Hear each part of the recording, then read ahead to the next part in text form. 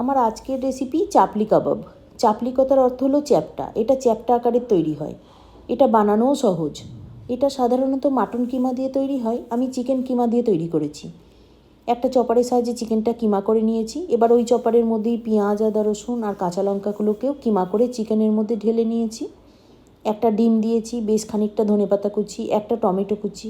এটা টমেটোটা অবশ্যই দিতে হবে। পরিমাণ মতো নুন, 2 চামচ বাইন্ডিংয়ের জন্য বেসন দিয়েছি। বেসনের বদলে ছোলার ছাতু দেওয়া যেতে পারে।